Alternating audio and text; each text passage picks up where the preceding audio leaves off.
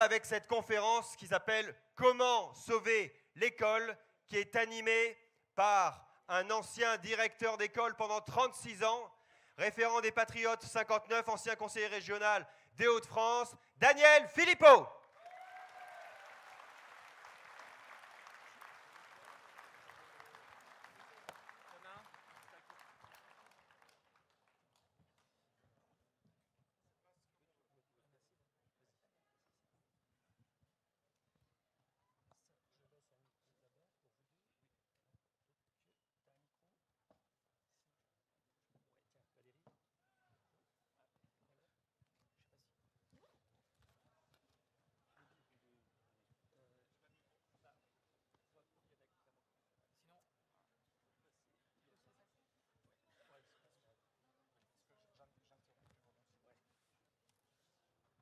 Voilà, bonjour à tous. Eh bien, écoutez, on va commencer cette table ronde tout de suite.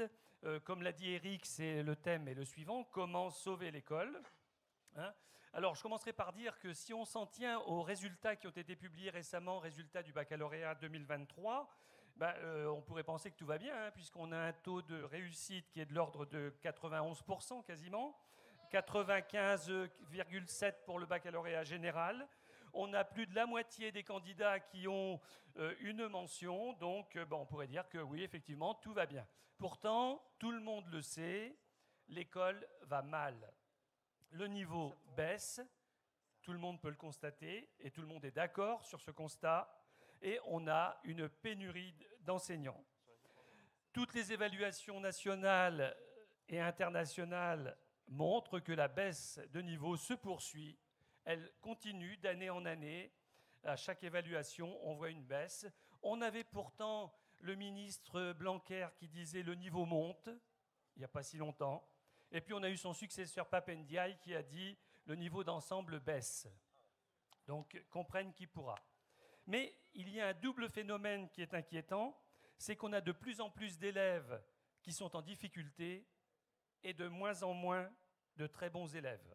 Ça, c'est vraiment très inquiétant et il devient urgent de sauver cette école et ça sera le but de cette table ronde.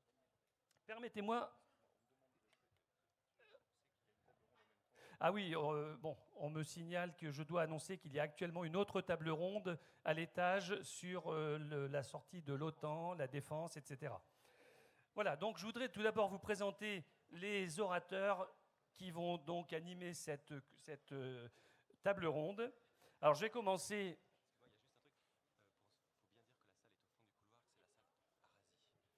Voilà, donc c'est la salle Arasi pour l'autre conférence sur la défense et la sortie de l'OTAN, au bout du couloir à l'étage. Alors je reviens donc aux orateurs qui m'accompagnent. Valérie Lopi, à ma gauche, qui est membre de l'équipe nationale des Patriotes, qui est directrice d'école primaire en réseau d'éducation prioritaire, chargée d'une classe, c'est important. Elle a une expérience importante d'élue puisqu'elle a été conseillère municipale et conseillère régionale. Et elle est référente Les Patriotes des Bouches-du-Rhône. À ses côtés, Cyril Martinez, qui est membre de l'équipe nationale des Patriotes, professeur de lettres modernes, aussi en réseau d'éducation prioritaire et actuellement doctorant. À ma droite, j'ai Alain Avello, qui est membre du comité exécutif des Patriotes, président de l'association Racine, l'ex-collectif Racine, qu'on connaît bien, professeur de philosophie, directeur du pôle expertise des Patriotes et directeur de la publication de la revue Défi Souverainisme qu'on présente dans les stands et que vous pourrez avoir à votre disposition là-bas, et qui en même temps qui est référent les Patriotes donc de Loire-Atlantique. Et enfin, juste à côté d'Alain, on a René Chiche, que beaucoup connaissent, hein, professeur, voilà je crois que René est venu avec ses fans. Professeur agrégé de philosophie, très présent, c'est pour ça que vous le connaissez bien, hein, très présent sur les réseaux sociaux. Vice-président du syndicat Action et Démocratie CFE-CGC, membre du Conseil supérieur de l'éducation, et il est auteur du livre La désinstruction nationale, que vous aurez l'occasion de trouver dans le stand des livres. Voilà. Alors malheureusement, il y en a très peu, hein, je crois. Et puis donc Alain, qui est donc directeur de la publication, c'est vraiment une revue professionnelle. Hein, vraiment, c'est une revue qu'on pourrait trouver dans les librairies. Hein, elle est tellement de bonne qualité à tout point de vue. Et donc pareil, on pourra la trouver aussi sur les stands tout à l'heure. Voilà. Mais Alain aura l'occasion de vous en parler. Alors nous allons donc commencer cette table ronde. Je disais dans mon propos liminaire, je parlais des résultats du bac 2023 en disant ils sont excellents. C'est vrai qu'on va bientôt arriver à 100% de réussite au bac.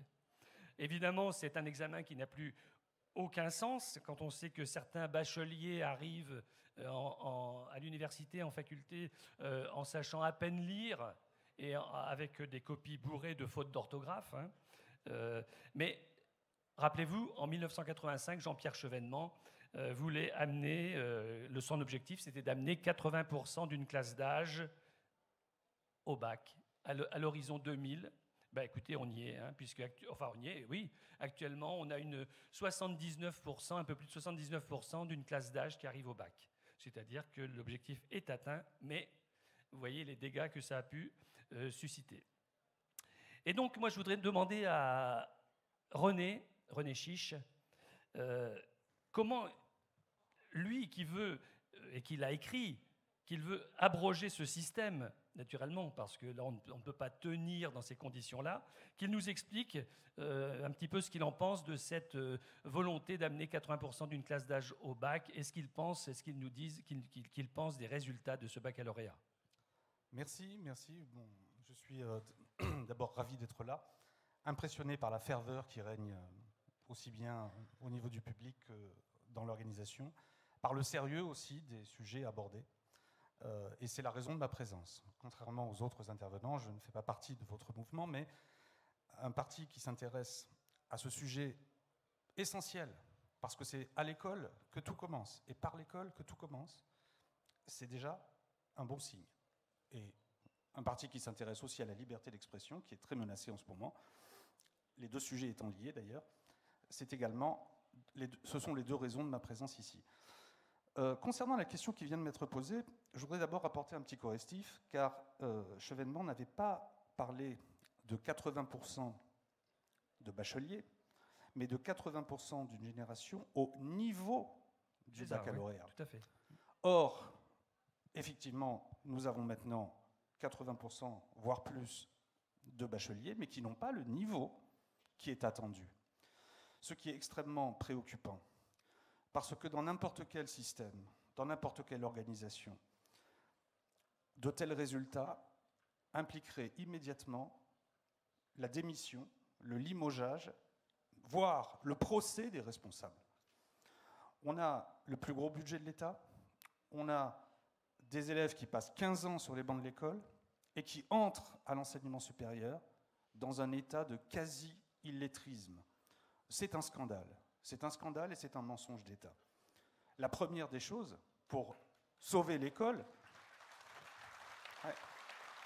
pour reconstruire l'école, je dirais même plus, parce que je ne sais pas ce qui a sauvé là-dedans, je crois qu'il faut la reconstruire en réalité. La première des choses, c'est de se mettre en face de la réalité. Et moi, c'est la raison pour laquelle, effectivement, je n'hésite pas à mettre les pieds dans le plat. C'est-à-dire à montrer ce que les rapports dont on parle dans les médias ne disent jamais un mot, c'est-à-dire le niveau réel. Parce qu'on nous parle des évaluations PISA, on nous bassine avec des tests, etc. Mais vous savez qu'il y a des pays qui se préparent à ces évaluations. Ces évaluations ne sont pas du tout significatives en réalité. Et la lecture des copies de baccalauréat est bien plus instructive sur l'état réel de désinstruction de nos élèves. On ne peut pas tolérer cela. Donc, effectivement, moi, c'est pas que je veux mettre à plat ce système. Ce système est déjà, en lui-même, il est déjà détruit. Mais il y a une sorte d'inertie, une inertie à l'intérieur du système qui fait qu'il continue à fonctionner d'une façon complètement hypocrite. Pratiquement personne n'y croit. Tout le monde se plaint. Dans chaque conseil de classe, tout le monde se plaint des niveaux des élèves. Oui, mais Comment ça se fait, ces élèves? Qu'est-ce qu'on leur a appris? Pourquoi ils arrivent en terminale sans savoir écrire? Manifestement, ce n'est pas de leur faute. On ne leur a pas donné ce dont nous-mêmes, nous avons bénéficié. Et pour moi, ça, c'est la faute la plus grave qui puisse arriver. C'est qu'une génération ne donne pas au moins autant à la suivante que ce qu'elle a reçu. C'est une faute morale, avant tout. Mais il y a aussi d'autres facteurs, et il ne faut pas les minorer, des facteurs qui sont extérieurs à l'école, donc il y a des facteurs internes. J'aurai l'occasion peut-être d'en aborder quelques-uns, y compris le syndicalisme, la responsabilité des ministres, évidemment, mais il y a aussi des facteurs externes. Il y a le rôle, d'abord le rôle des médias,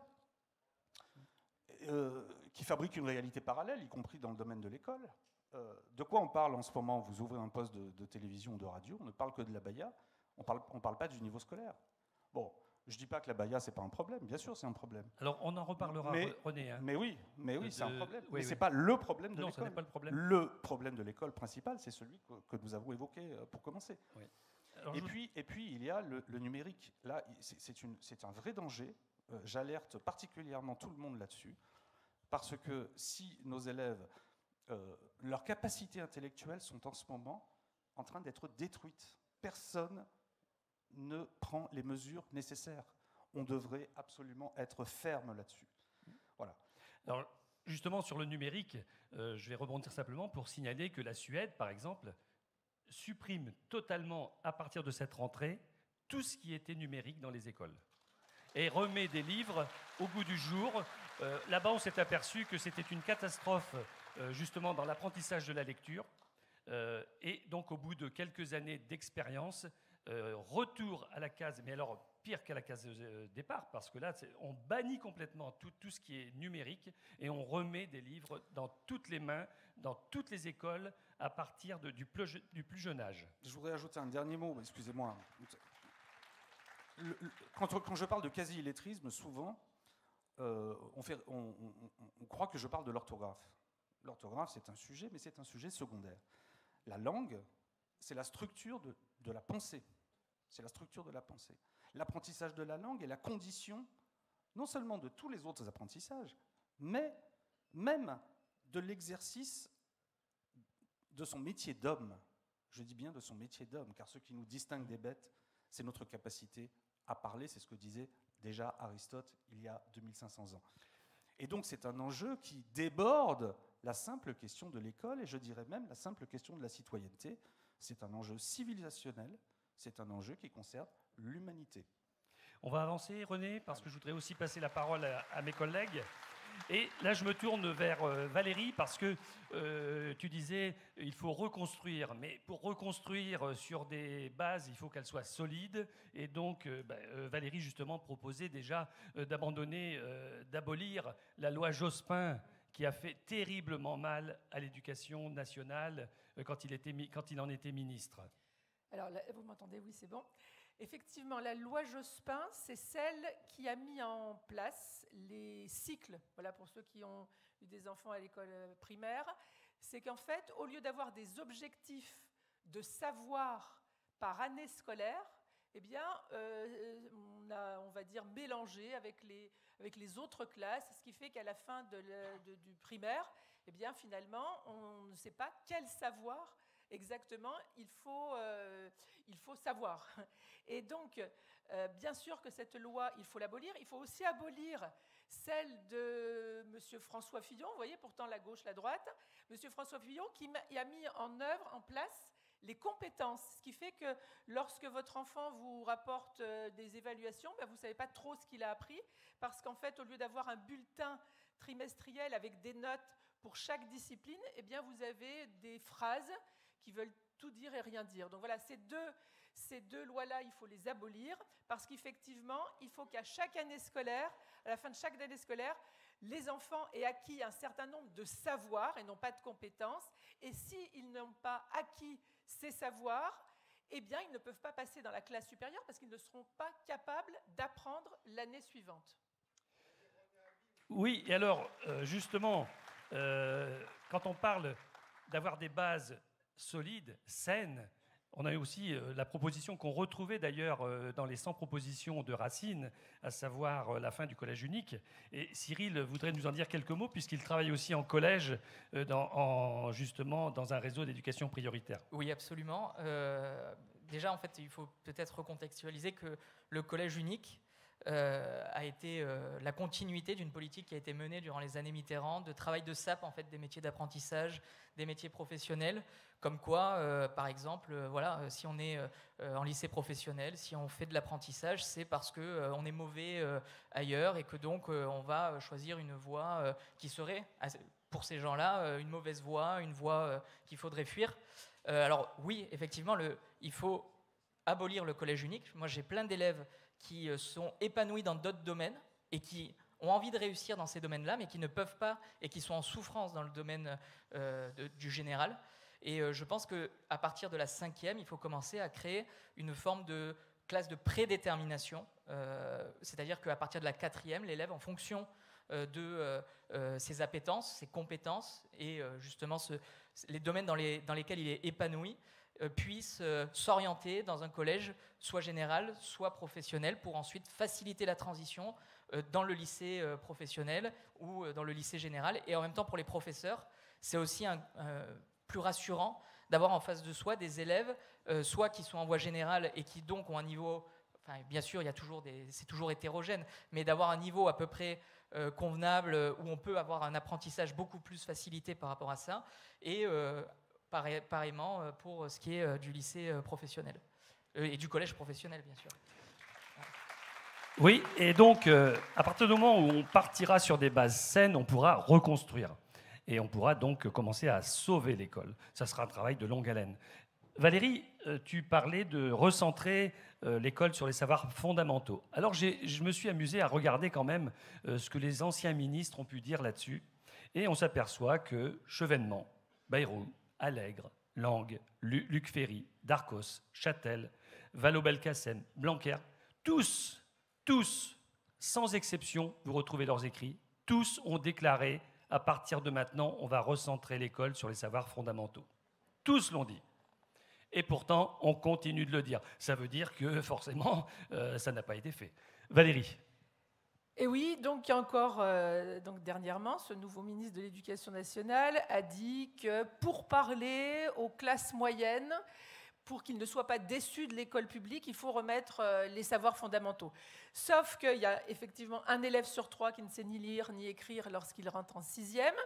Et parce que, et ça je crois que René Chiche insiste aussi là-dessus, c'est-à-dire que nous avons tout un panel d'activités socioculturelles, des éducations à la sexualité, parce que là c'était Papendiaï qui était vraiment fervent de l'éducation à la sexualité, mais éducation à l'alimentation, éducation à la santé, éducation à je ne sais quoi. En plus, surtout, il faut le faire de façon ludique. Donc ça occupe beaucoup de temps. Et donc du coup, si vous voulez, l'école, ça devient une garderie ou un centre de loisirs. Et de surcroît, l'absentéisme n'est pas non plus réprimé. Donc voilà, donc il faut évidemment ôter ces activités socioculturelles qui sont quand même du conditionnement idéologique, et puis mettre en œuvre des mesures concrètes. Et donc peut-être Daniel me donnera l'occasion de développer ces 4 mesures concrètes que l'on doit mettre en œuvre dès l'école primaire. Oui, et donc Valérie parlait de l'éducation à ceci, à cela. Je ne vais pas faire la liste, elle est trop longue, mais des semaines, alors qu'on n'impose pas, mais qu'on nous demande de suivre et qu'on nous conseille de suivre. Alors il y a des semaines d'éducation contre le racisme et l'antisémitisme, il y a des semaines sur la démocratie scolaire, des semaines de la prévention des accidents, semaine des mathématiques, semaine de la lecture, du climat, semaine du développement durable, semaine de la presse et des médias. Allez, j'arrête la liste, je pourrais la continuer très longuement, mais puisqu'on en est dans les apprentissages fondamentaux, je voudrais demander à Alain, justement, qui, lui, est aussi quelqu'un qui veut absolument mettre l'accent sur la transmission des savoirs. C'est quelque chose qui est très important, qui est donc professeur de philosophie, et donc qui va pouvoir nous en dire quelques mots. Oui, alors effectivement, je pense que la reconstruction de l'école ne pourra devenir effective qu'à la condition de commencer à être clair sur ce que sont les missions de l'institution scolaire.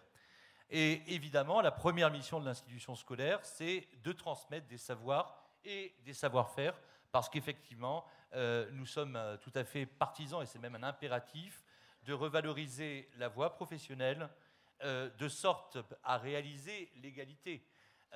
L'égalité dans la pluralité des voies, parce que comme Cyril l'a très bien dit, effectivement, on maintient artificiellement au collège unique, mais également au lycée, des jeunes gens qui s'y perdent, s'y fourvoient, n'y trouvent pas d'intérêt et trouveraient par contre moyen de s'épanouir dans d'autres voies, comme la voie professionnelle, mais il faudrait que ces voies-là soient aussi des filières d'excellence. Concernant les missions donc, de l'institution scolaire, la première est incontestablement la transmission des savoirs, et j'insiste sur ce point en mettant particulièrement l'accent sur la transmission du savoir à destination des élèves qui sont les plus défavorisés socialement et culturellement. On sait que, hélas, cela va souvent ensemble.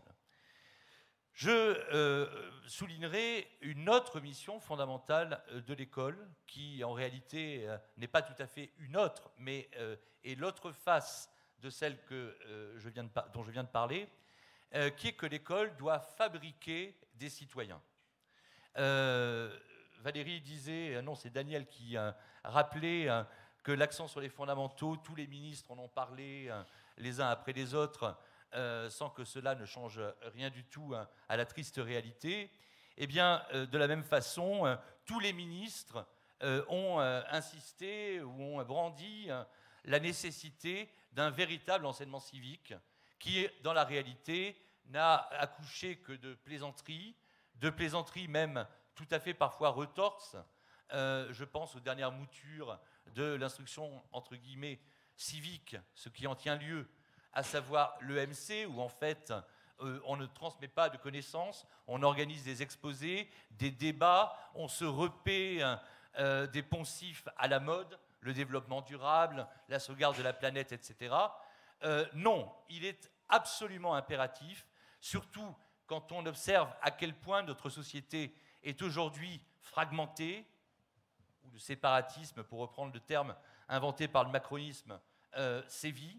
Eh bien, il est absolument impératif que l'école devienne une véritable fabrique de citoyens et permette à tous les enfants, à tous les jeunes gens, quelles que soient leurs origines, dans la conformité de ce qu'est l'idéal républicain, de s'assimiler pleinement à la nation. Alors, je ne vais pas avoir le temps. On va revenir, Alain, sur ce sujet. Mais avant de passer la parole à René, qui voudrait aussi dire quelques mots sur l'instruction civique, là aussi, je me suis penché sur les écrits, sur les discours de différents ministres. Par exemple, en 1985, Chevènement remet, dit-il, au goût du jour l'instruction civique. En 1995, Bayrou renforce la place de l'instruction civique. Vous voyez, on en parle encore. En 1999, Ségolène Royal, elle est déléguée à l'enseignement scolaire et à l'éducation civique, cette fois-ci. En 2008, l'instruction civique et morale fait son retour dans les programmes de l'école primaire. En 2013, Payon, lui, il instaure des cours de ce qu'il appelle la morale laïque. Vous voyez que les termes ont leur importance, hein, d'instruction civique, éducation civique, morale laïque. Là, j'aimerais que René nous en parle un peu parce que je sais qu'il est très attaché à cette importance de l'instruction civique dans l'enseignement. Enfin, moi, je suis attaché à l'importance de l'instruction, tout d'abord. Oui, bien sûr, bien sûr. Je supporte même plus l'expression savoir fondamentaux. On vient d'avoir un Gabriel Attal en pleine conférence de presse nous balancer comme ça une expression stupéfiante. Je vais mettre en œuvre le choc des savoirs. Qu'est-ce que c'est ça ? En revanche, le mot instruction n'a absolument pas été prononcé. Il n'est plus prononcé. Et pire encore, plus grave encore, ceux qui le prononcent sont stigmatisés, sont montrés du doigt, comme des réactionnaires, des conservateurs ou je ne sais quoi. Mais l'instruction, c'est Condorcet.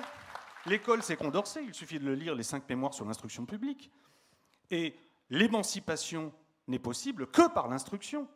Or, nous avons maintenant des gens qui font de l'école un outil d'émancipation creux, vide, avec des semaines pour la presse, l'éducation aux médias. En réalité, ce n'est pas de l'émancipation, c'est du formatage. Donc effectivement, le mot instruction est fondamental. Il faut restaurer l'idée d'instruction. Au sein du ministère, de l'administration centrale du ministère, c'est désormais la DGESCO, la Direction générale de l'enseignement scolaire, qui a tout le pouvoir. Ce sont des fonctionnaires, des hauts fonctionnaires, qui pondent des textes absolument illisibles.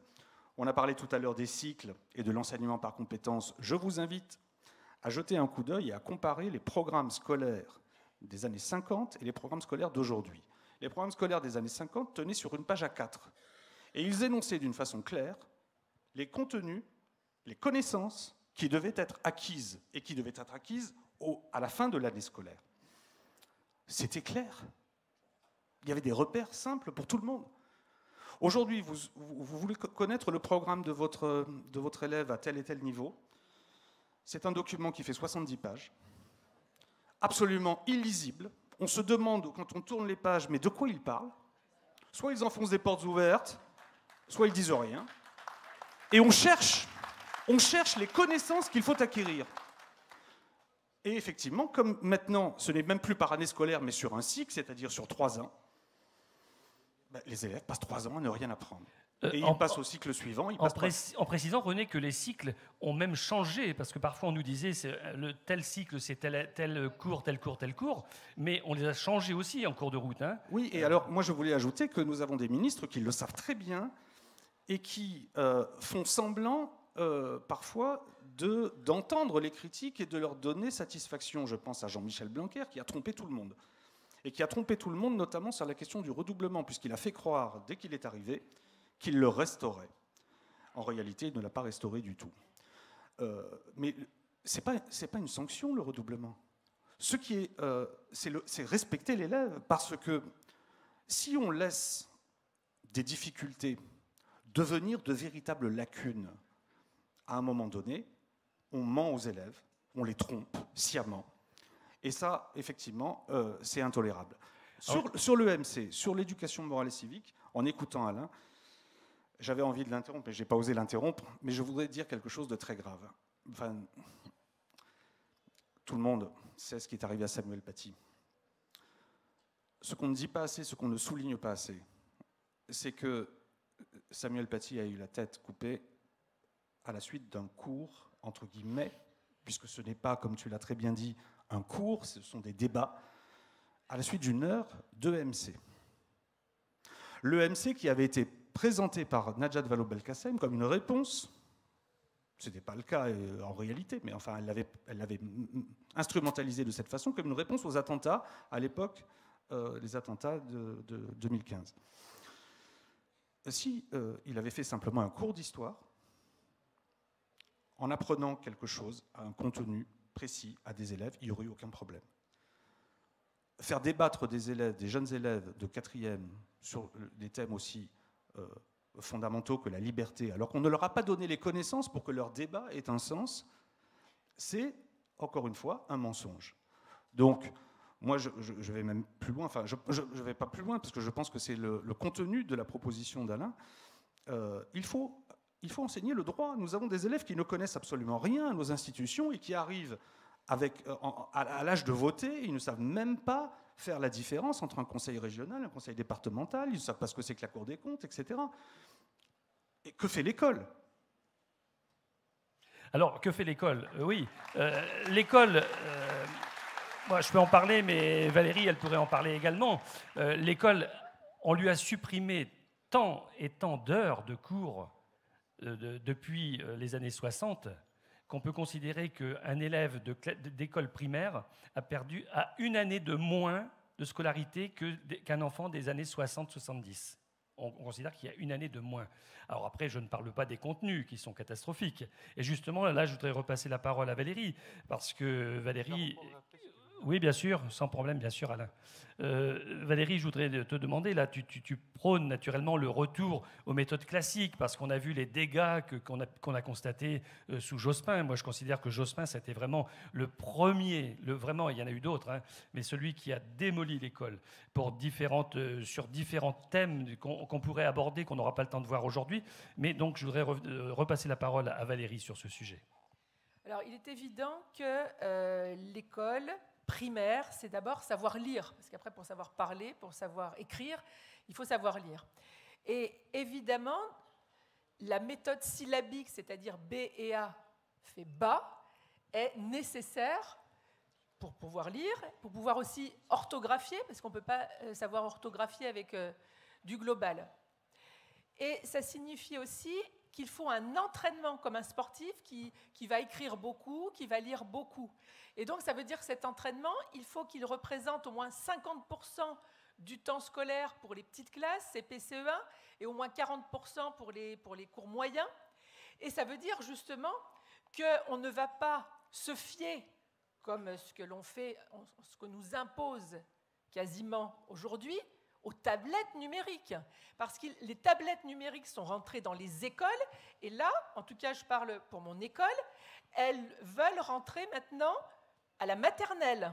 D'accord ? Voilà. Donc, c'est vrai que c'est tout à fait un fantasme, parce que déjà, l'écran, déjà les parents savent que pour lutter contre l'addiction à l'écran, c'est difficile quand on a des enfants, parce que finalement, ça empêche l'imaginaire naturel, donc ça fait des dégâts sur le plan psychologique. On ne peut pas... L'écran, ça va divertir, alors qu'en fait, il faut se concentrer pour apprendre. Et puis voilà, en tout cas, l'écran, finalement, ça fait des ravages, et on le voit déjà.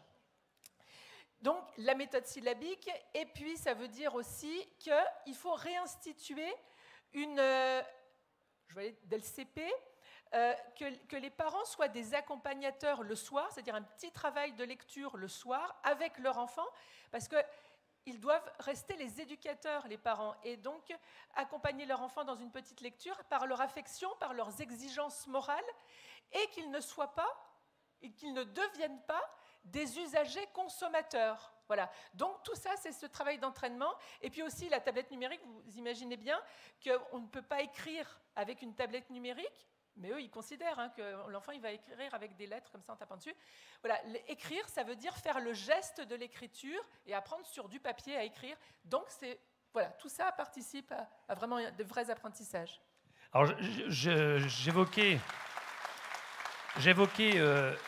Lionel Jospin, mais il en est un autre qui, lui, est considéré comme l'un des principaux responsables de la déliquescence de l'école. Il s'agit de Philippe Mérieux. Et là, je vais passer la parole à Cyril. Mais je voudrais dire que Philippe Mérieux, il a quand même reconnu qu'il avait fait des erreurs. Par exemple, il a écrit « Il y a 15 ans, par exemple, je pensais que les élèves défavorisés devaient apprendre à lire dans des modes d'emploi d'appareils électroménagers. » Vous voyez, ça vous en dit long. Après, quand on se demande comme René pourquoi est-ce que nos élèves arrivent au niveau bac sans savoir lire ou écrire, lui, il voulait apprendre à lire dans des modes d'emploi d'appareils électroménagers plutôt que dans des textes littéraires. Et il dit « parce que j'estimais que c'était plus proche d'eux ». Et il conclut « je me suis trompé ». Ben oui, mais enfin, il s'est trompé il l'a reconnu 15 ans après. C'est dire les dégâts qui ont été réalisés pendant tout ce temps. Cyril, tu voudrais nous en dire quelques mots? Oui, absolument.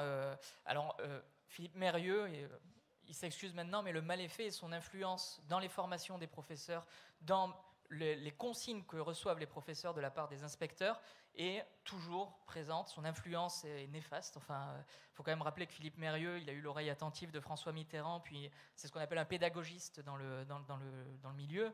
Et maintenant qu'il s'est rendu compte qu'il y a de plus en plus de critiques contre lui, il s'est reconverti les conseils régionaux d'Europe Écologie Les Verts, dans je ne sais plus quel... Enfin voilà. Effectivement, il a porté un coup, je pense, presque fatal à l'éducation nationale. Par exemple, le professeur, parce que finalement, c'est la place du professeur qui a été complètement remise en question. Le professeur, ce n'est plus un transmetteur du savoir, c'est-à-dire que j'ai un savoir, je le donne, je le transmets à l'élève, mais je cite le bulletin officiel qui cite lui-même Philippe Mérieux, c'est que le professeur est un accompagnateur de l'apprenant dans la construction de son savoir. Donc, autrement dit, accompagnateur de l'apprenant dans la construction de son savoir, je le prends par la main, je lui donne des Legos, il construit lui-même son savoir. Enfin, c'est jargonneux, et puis enfin, bon. Et je me souviens aussi d'une phrase qu'on nous a dit en formation, le premier jour de ma formation, c'est « Il n'y a pas de mauvais élèves, il n'y a que des mauvais professeurs ». Alors, je pense que cette idée dans l'inconscient, moi-même je l'avais, cette idée, selon laquelle c'est par les films souvent qui sont pétris de bonnes intentions, on ne peut pas dire le contraire, de ce professeur presque, cette figure héroïque qui vient porter la classe et à lui tout seul va changer la classe. Ça ne marche pas comme ça dans la réalité, je suis désolé de le dire, il n'y a pas de professeur héros, on est très vite désillusionné par rapport à ça. Alors la solution, c'est qu'il faut remettre le professeur au centre de la classe, il faut restaurer l'autorité du professeur, et ça passe... moi, c'est ce que je fais. Alors, je me fais critiquer énormément par la hiérarchie, par mes collègues, mais ça passe par les cours magistraux, par un cours magistral où le professeur fait son cours, notamment en français. Bien sûr, ça ne s'applique pas pour toutes les matières où la pratique est plus... est nécessaire, mais dans le cadre de l'enseignement du français, on ne peut pas donner à un élève, surtout en REP, on ne peut pas donner à des élèves un texte et leur dire, ben voilà, qu'est-ce que vous comprenez de ce texte, faites vous-même votre savoir, faites vous-même votre culture à partir de ça, et moi je me mets en retrait, puis je vous laisse vous débrouiller. C'est impossible, et puis surtout quand on a des 5e ou des 4e, les gamins, ils ne savent même pas faire leur sac, et on leur demande d'interpréter du Balzac ou du Maupassant. C'est un peu particulier. Donc il y a toute cette déconnexion-là qui est à revoir. Et puis, bien évidemment, il faut un soutien plein et entier de la hiérarchie à tous les étages. Que ce soit des collègues, que ce soit des chefs d'établissement, des inspecteurs, du rectorat et, bien sûr, le plus important, du ministère, qu'on ait enfin un ministre qui sache dire les choses, qui n'ait pas peur, justement, comme le disait René, de parler d'instruction et pas d'éducation, qui sache dire que le professeur est au centre des apprentissages. Et puis, au-delà de ça, il faut aussi revaloriser l'honneur du professeur. Enfin, il faut quand même savoir qu'un professeur titulaire certifié qui a passé un bac+5, qui a passé un concours qui est loin d'être évident, qui n'est pas facile, le CAPES, malgré ce qu'on peut dire, et qui est payé 1,1 fois le SMIC en début de carrière, déjà, en termes d'image, ce n'est pas forcément idéal. Au-delà de ça, le fait que maintenant on recrute des contractuels avec, je ne sais pas si vous avez vu, le job dating en 30 minutes. Alors, je vous invite à trouver n'importe quel métier où on peut recruter en 30 minutes quelqu'un en lui disant « Allez, c'est bon, on vous envoie maintenant au charbon ». Ça porte atteinte. Je ne sais pas si René veut intervenir. Oui, ben là, d'ailleurs, là j'ai entendu, c'est l'Académie de Strasbourg qui est en manque de personnel pour la rentrée qui a lieu après-demain. Et le 18 août, donc là, il y a 15 jours, même pas, fait appel à Pôle emploi pour trouver des contractuels. Vous voyez dans quelle situation on est. Tout à l'heure, donc tu parlais de personnels qui sont recrutés en 30 minutes. Oui, avec ce qu'on appelle maintenant le speed dating. Donc 30 minutes devant quelqu'un, allez hop, c'est bon, vous êtes embauché. Je ne parle pas des mamans qui avaient 3 enfants et qui pouvaient devenir enseignantes. Bon. Vous voyez dans quelle situation on est. René, tu voulais ajouter ? Oui, juste livrer une petite anecdote là, qui tombe à pic. Un élève est déjà venu dans l'établissement avec des hématomes. Un matin, il arrive avec un œil au beurre noir. Qu'est-ce que c'est ? Qu'est-ce que je viens de lire, d'après vous ? Je viens de lire un sujet d'épreuve de concours de recrutement de professeurs de mathématiques. Autrement dit, et l'épreuve s'appelle épreuve d'entretien. Épreuve d'entretien. C'est-à-dire que le speed dating, il concerne aussi, il intervient aussi dans les concours de recrutement qui sont attaqués, sérieusement attaqués. Ce que je viens de vous lire, vous pouvez le vérifier, c'est dans le rapport du jury du CAPES de mathématiques de l'an dernier. Nota bene, un concours de recrutement où il y avait 1000 postes à pourvoir et où il n'y a eu que 500 lauréats. L'épreuve en question a un coefficient 3. L'épreuve de mathématiques, je parle du concours de recrutement des professeurs de mathématiques, elle a un coefficient 2. C'est terrible. C'est terrible. Et je pourrais multiplier les exemples. J'ai entendu plein de choses très intéressantes sur lesquelles on pourrait... Tous les sujets qu'on a effleurés, on pourrait y passer en fait la journée. Moi, je demande le retour de l'estrade. De l'estrade. Je voulais en parler. Avant même le cours magistral, l'estrade.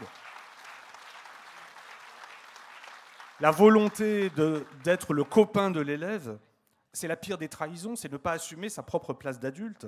On n'est pas là, quand on est professeur, moi je suis professeur avant tout, on n'est pas là pour se faire aimer des élèves.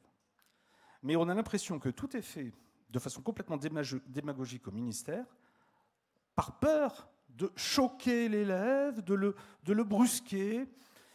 Et ça déborde évidemment le cadre strictement de l'instruction, ça concerne l'éducation au sens fort du terme. Et on pourrait évoquer, ce n'est pas le sujet de cette table ronde, mais on pourrait évoquer le SNU, le Service national universel. J'y consacre un chapitre dans mon livre parce qu'à l'époque, il n'existait pas encore, mais le rapport qui préconisait l'instauration de ce Service national universel contenait des phrases que tout éducateur doit condamner. Des phrases telles que il faut faire attention à ne pas imposer aux jeunes gens un système dont ils ne voudraient pas. Mais c'est renoncer à l'éducation, c'est renoncer à la transmission des repères. Et si l'on attend que l'élève soit content, et ben on lui donne des bonbons et puis on le laisse dans l'illettrisme. C'est à peu près ce qui se passe avec les écrans d'ailleurs.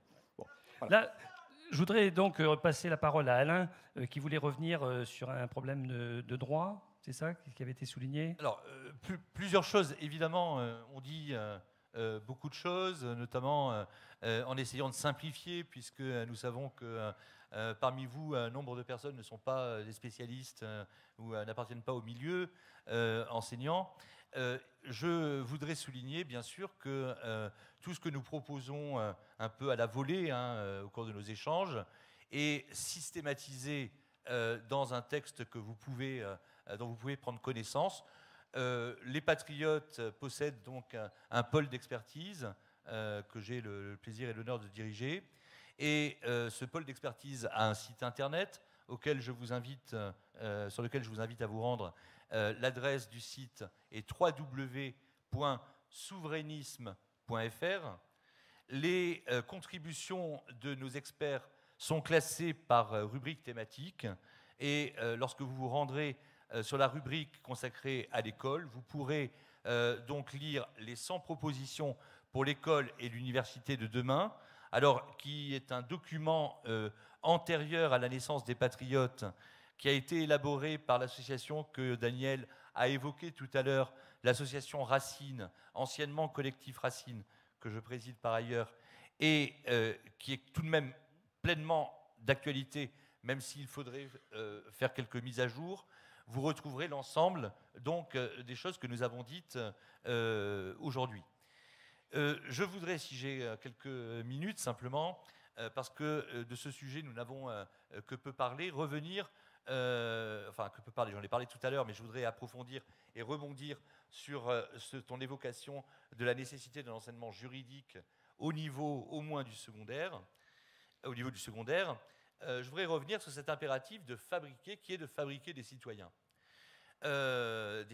pleinement, je le redis, assimilés à la nation, quelle que soit, c'est là la conception républicaine de la citoyenneté, quelles que soient leurs origines. Pour y parvenir, et très concrètement, il y a un certain nombre de modalités à mettre en œuvre. En premier lieu, il faut donner toute leur place aux enseignements qui donnent des raisons d'être fiers d'être français.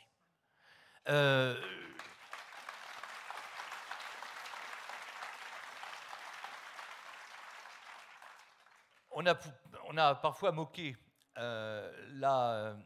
savez, ce qui était enseigné sous la Troisième République, nos ancêtres les Gaulois, y compris dans les colonies.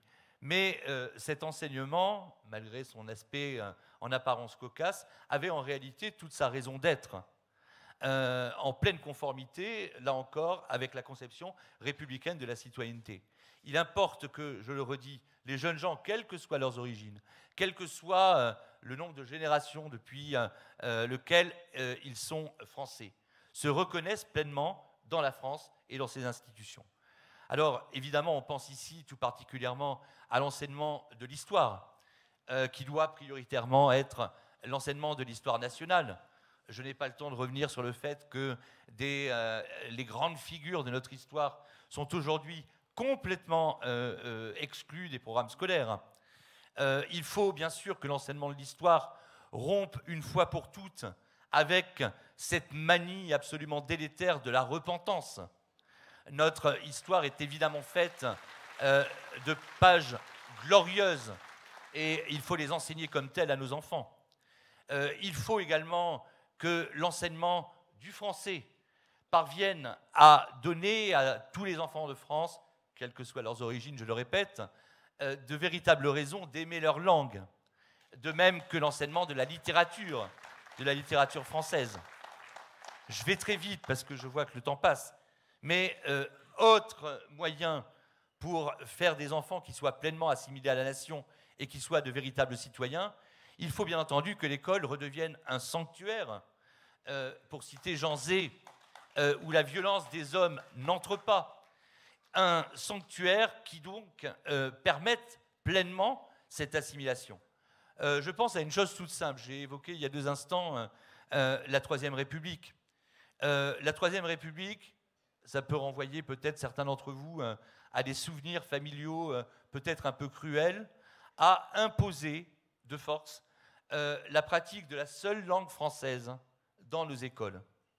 Eh bien, je pense qu'il y a aujourd'hui urgence pour qu'une République redevenue volontariste impose pareillement dans ces écoles où nombre d'enfants ont pour langue naturelle une autre langue que le français, impose le seul maniement de la langue française. Quand on sait, on en parlait avec Cyril l'autre jour, qu'en plein cours, des enfants peuvent échanger entre eux, en arabe par exemple, eh bien, une République volontariste doit proscrire l'usage par les élèves, par les enfants, d'autres langues que la langue nationale, seule langue de la République, selon la Constitution. Et puis enfin, très rapidement, c'est ce qu'a évoqué René tout à l'heure, on se demande bien pourquoi, et c'est l'une de nos propositions que vous retrouverez donc dans nos 100 propositions, on se demande bien pourquoi, alors qu'il appartient donc à l'école de faire des citoyens, et que être pleinement un citoyen, ce n'est pas être éco-responsable, ce n'est pas, on voit mal le rapport qu'il y a entre le tri sélectif et la citoyenneté. Être citoyen, c'est être pleinement partie prenante de la chose publique, de la res publica.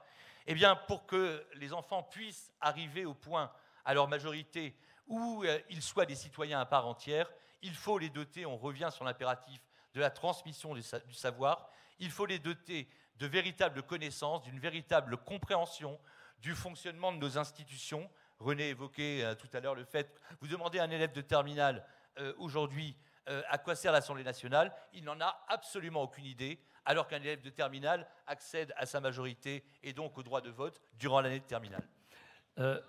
On m'a demandé... Merci Alain. On m'a demandé tout à l'heure de surtout respecter l'horaire parce qu'on a pris du retard. Je voudrais m'adresser à René. Alors c'est vrai qu'on pourrait dire beaucoup de choses encore sur le thème, notamment sur ce que vient de dire Alain, qui était très intéressant. Mais René, je crois pouvoir affirmer qu'il y a un consensus depuis des dizaines d'années pour dire que l'école va mal. Tout le monde est d'accord. Syndicats, ministres, enfin ils le disent de plus ou moins bien. Enfin, les parents d'élèves, les enseignants, tout le monde est d'accord. Pourtant, tous les ministres rencontrent des difficultés pour mettre en place même des éléments quand ils nous disent instruction civique, quand ils nous disent qu'il faut recentrer l'école sur les savoirs fondamentaux, et on n'y arrive jamais. Alors, une question, tu es vice-président d'un syndicat, hein, et donc, je l'ai rappelé tout à l'heure, quel est le rôle des syndicats ? Parce qu'à chaque fois, on a tous les ministres quand même qui veulent discuter avec tous les syndicats sur toutes les mesures qui sont prises. Oui. Quel est leur rôle, en fait, dans ce qui peut être appliqué ou ne pas être appliqué ? Et simplement, je dis un seul mot, on a parfois des ministres qui profitent des syndicats pour ne pas faire une réforme qu'ils n'ont pas envie de faire. Exemple, en 2008, Xavier Darcos, par exemple, nous dit, je faisais partie d'une association de directeurs d'école, une association nationale qui réclamait un statut. Xavier Darcos nous écrit qu'il est complètement d'accord avec nous. Mais, il ajoute, vos représentants syndicaux ne le veulent pas. Et il ne le fait pas.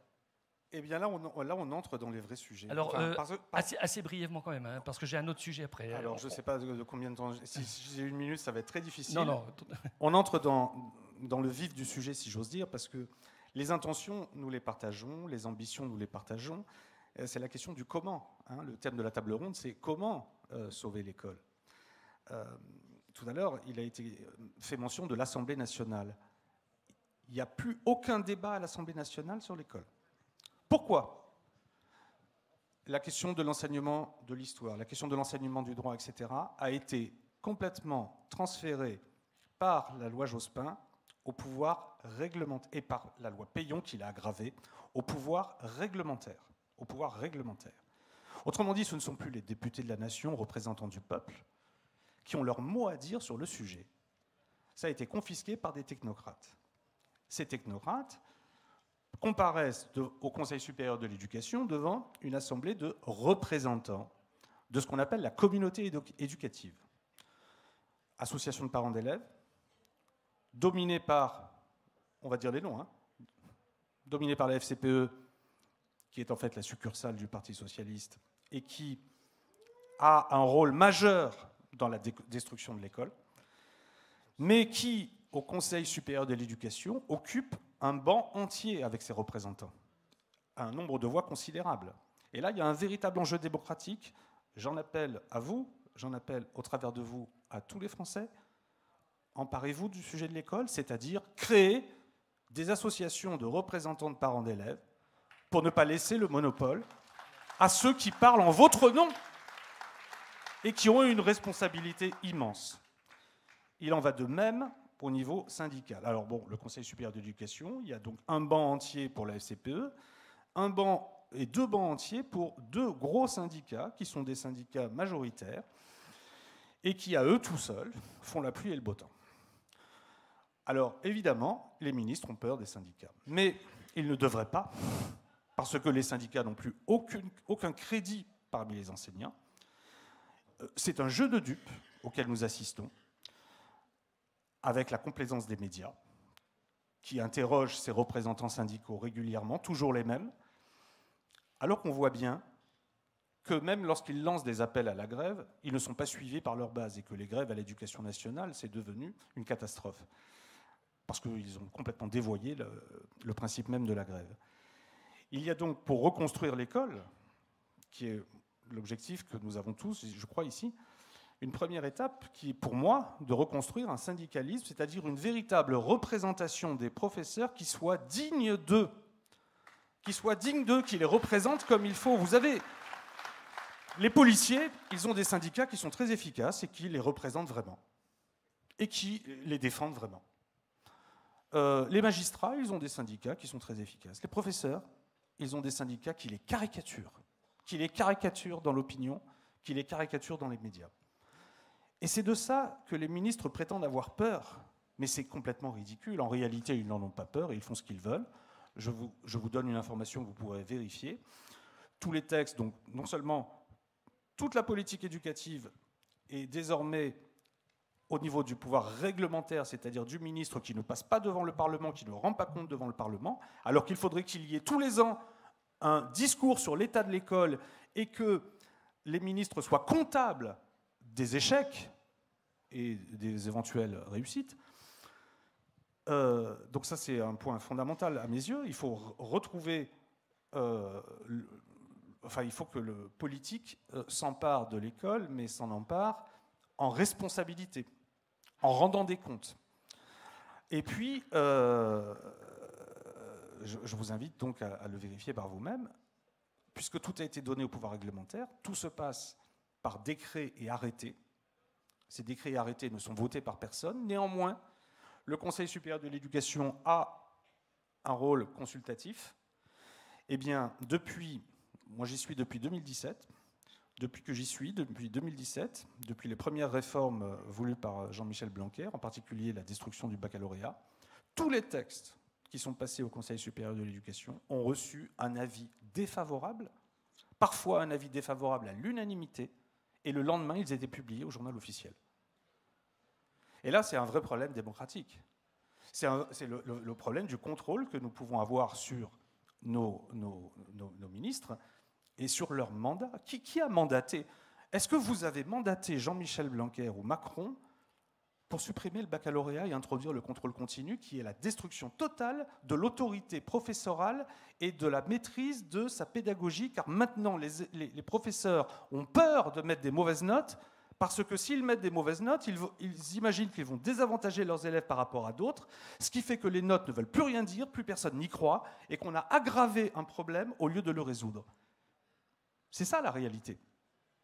En fait, si on avait un débat sérieux, je ne parle pas ici, ici on a un débat sérieux, mais si on avait un débat sérieux en France sur l'école, on en ressortirait tous à la fois traumatisés par l'ampleur de la destruction et en même temps soulagés parce qu'on verrait se manifester tout de suite des pistes pour résoudre les problèmes.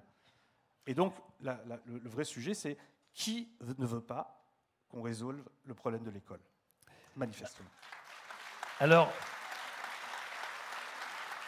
on va devoir conclure très rapidement. Simplement une anecdote par rapport aux notes. Moi, je me souviens, quand j'étais donc directeur d'école, j'avais une inspectrice qui appliquait les consignes qu'on lui envoyait, hein, à savoir ne plus noter les élèves à l'école. Les enseignants sont toujours notés quand même. Et un jour, elle vient me voir parce que j'ai toujours fait de la résistance. Et donc, dans mon école, dans mon établissement, on continuait à mettre des notes sur les bulletins. Et un jour, elle est venue me voir furieuse en me disant « Je vous préviens, à la rentrée prochaine, je baisserai la note des enseignants qui continueront à noter leurs élèves. » Voilà ce qu'elle m'a dit. Eh ben, j'ai dit, écoutez, vous me dites ça aujourd'hui, mais sachez que vous pourrez revenir en septembre et nous continuerons à noter nos élèves. Je terminerai parce qu'on va devoir conclure très vite. On m'a demandé surtout de ne pas dépasser à cause du retard de tout à l'heure. Macron a dit que, oui, l'école, c'est un sujet régalien.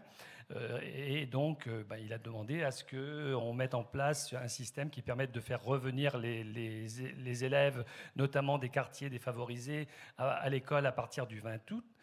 En fait, il n'y a pas grand-chose de nouveau. Hein. Valérie, elle peut nous en parler, dire quelques mots peut-être là-dessus. Donc c'est secondaire naturellement, mais enfin ça en dit long sur ce qu'on nous annonce comme étant une grande nouveauté.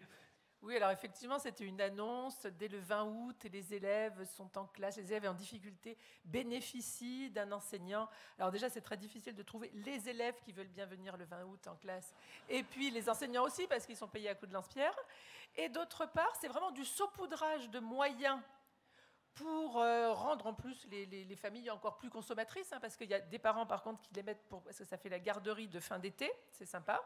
Et puis par exemple, vous jouez dans le sud de la France où il fait quand même 30 degrés dans les classes dès le mois de juin, eh bien les élèves partent quand ils veulent, hein. Il n'y a pas en fait de fin d'année scolaire à proprement parler, dès le 15 juin il y en a qui partent, il y en a même qui partent avant, enfin bref bon. Et donc du coup forcément le 20 août il fait aussi plus de 30 degrés dans la classe, donc en fait tout ça c'est vraiment du saupoudrage de moyens. Alors c'est vrai que les syndicats on les entend aussi beaucoup de parler de moyens. Et ça, évidemment, ça n'a rien à voir avec les savoirs exigés et les connaissances exigées en fin d'année scolaire. Donc, c'est ce qu'il faut viser. Et ça, c'est vraiment du bluff, d'ailleurs, que personne, à mon avis, ne croit. Voilà. Dernier petit mot. Alors, il nous reste, Alain, 2 minutes. Je sais que tu voulais nous parler justement de ce qu'a dit Attal sur l'abaya. Si tu peux en dire quelques mots, alors vraiment en 2 minutes. Hein. À peine quelques mots. Je comprends bien que, comme tu l'as dit tout à l'heure, René, c'est un sujet d'importance, mais c'est pas le sujet fondamental. C'est pas le sujet de l'école, effectivement, d'ailleurs. À ceci près que pour que l'école puisse être donc ce sanctuaire dont je parlais tout à l'heure, eh bien, et qu'il importe, je reprends ma formule également de tout à l'heure, que la République se fasse vraiment volontariste, ce qu'elle n'est plus. Hein, cela doit conduire notamment à ce que l'école soit le cadre d'une laïcité intransigeante. Il ne peut pas y avoir d'assimilation, de formation du citoyen s'il n'y a pas une stricte neutralité dans l'ordre du cadre scolaire. On pourrait d'ailleurs dire que ce en quoi les syndicats sont très profondément critiquables, c'est que, en fait, ce qu'ils font pour la plupart ou la quasi-totalité, c'est de la politique. Hein. que nombre d'enseignants n'ont pas devant leurs élèves un discours neutre. Donc ça, c'est l'impératif de neutralité qui est lié à celui de laïcité, de neutralité religieuse. Il importe pour que l'école soit un sanctuaire tourné vers la transmission du savoir et la formation des citoyens, ces deux principales missions, qu'une stricte laïcité, une laïcité intransigeante, y soit observée. Donc bien sûr, même si ce n'est pas certes l'essentiel, ce n'est pas s'en prendre à l'essentiel, l'interdiction tout de même de l'abaya et autre chose. Nous préconisons pour notre part la mise en place, et ceci depuis très longtemps, d'un vêtement uniforme qui réglerait une fois pour toutes ces problèmes de revendications religieuses. Alors c'est vrai ce que disait René et ce que tu as dit, que ce n'est pas le problème de l'école, mais ça va être le problème des enseignants, rencontrés par les enseignants. J'ai entendu hier soir, par exemple, qu'un fabricant de vêtements, un fabricant anglais de vêtements religieux, va vendre des abayas aux Françaises et elles seront remboursées si elles prennent le droit de rentrer en masse dans les écoles. Ça, c'était une information qui nous est apparue hier. Voilà, moi je m'arrête là parce que c'est vrai qu'on m'a demandé de ne pas déborder. Je voudrais remercier donc René Chiche pour ses interventions. Donc je rappelle que vous pouvez retrouver son livre « La désinstruction nationale » là-bas, dans le stand des livres. Alain Avello, donc, qui publie donc... il est directeur de la publication de Défis souverainistes. Vous retrouverez également cette revue que je vous conseille vraiment. Je vous signale que dans le prochain numéro, on retrouvera les actes de ce qui s'est passé aujourd'hui. Valérie Lopi, donc directrice d'école, et qui nous vient donc de Tarascon. Cyril Martinez, là, il est presque en voisin, puisque lui travaille en Seine-Saint-Denis, donc en voisin par rapport à Valérie, je veux dire. Voilà, merci à tous. On aurait tellement d'autres choses à dire, mais hélas, on est obligé de respecter l'horaire. Il nous faudrait une journée complète pour discourir sur l'école. Merci à tous. Merci beaucoup. Merci.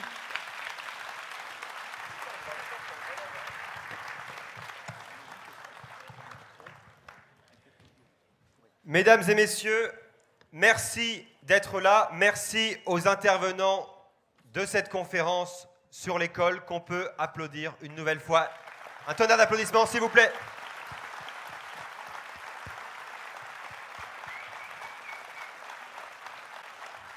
Cette conférence, parmi les autres conférences, montre qu'aux Patriotes, nous ne voulons pas être l'alternance, nous voulons être une alternative concrète, résolue au système.